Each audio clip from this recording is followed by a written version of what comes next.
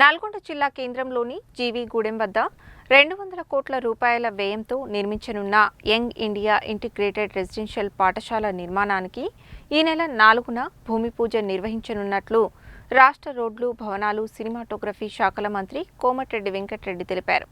Nalgonda residential పాఠశాలను రాష్ట్రానికే ఆదర్శంగా ఉండేలా నిర్మించాలని ఇంజనీరింగ్ అధికారులు మరియు కాంట్రాక్టర్ను ఆయన ఆదేశించారు.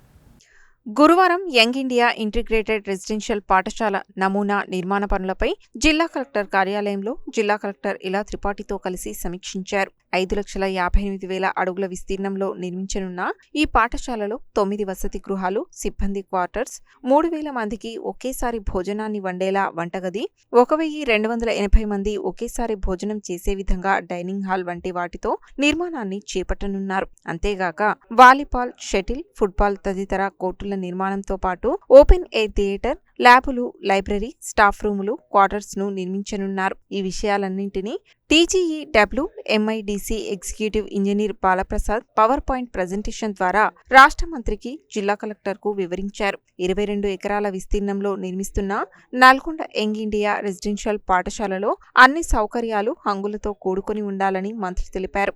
4వ తేదీన నిర్వహించనున్న భూమి పూజ కార్యక్రమానికి అవసరమైన అన్ని ఏర్పాట్లు చేయాలని అన్నారు. పాఠశాల మొత్తానికి విద్యుత్ సరఫరా చేసే విధంగా సోలార్ ప్యానెళ్లు ఏర్పాటు చేయాలని, పాఠశాల నిర్మాణానికి అవసరమైన ఇసుక, స్టీల్, సిమెంటు అన్ని ముందే సమకూర్చుకోవాలని ఇంజనీరింగ్ అధికారులు మరియు కాంట్రాక్టర్ను ఆయన ఆదేశించారు. భవన నిర్మాణాలలో ఏవైనా మార్పులు, చేర్పులు ఉన్నట్లయితే ముందే తమ దృష్టికి తీసుకురావాలని జిల్లా కలెక్టర్ ఇలా త్రిపాఠితో కోరారు. పనులు మొదలుపెట్టిన తరువాత ఎట్టి పరిస్థితులలో ఆపకుండా నిరంతరం పనులను కొనసాగించి సాధ్యమైనంత త్వరగా పూర్తి చేసి అప్పగించాలని చెప్పారు. పాఠశాల పూర్తి నాణ్యతతో ఉండాలని, పాఠశాల ఆవరణలో ఎక్కడా వర్షం నీరు, ఇతర నీరు నిలవ ఉండకుండా చర్యలు తీసుకోవాలని అన్నారు. బోధనేతర సిబ్బందికి ముందుగా వసతి సౌకర్యం కల్పించేలా ఉండాలని, ఒక్కసారి విద్యార్థి పాఠశాలలో అడుగుపెట్టిన తర్వాత మళ్లీ బయటకు వెళ్లకుండా అన్ని సౌకర్యాలు ఏర్పాటు చేయాలని ఈ సందర్భంగా మంత్రి ఆదేశించారు. స్థానిక సంస్థల ఇన్ఛార్జ్ అదనపు collector, Miryalaguda sub collector Narayana Amit, Nalgonda RDO Y Ashok Reddy, TGEW IDC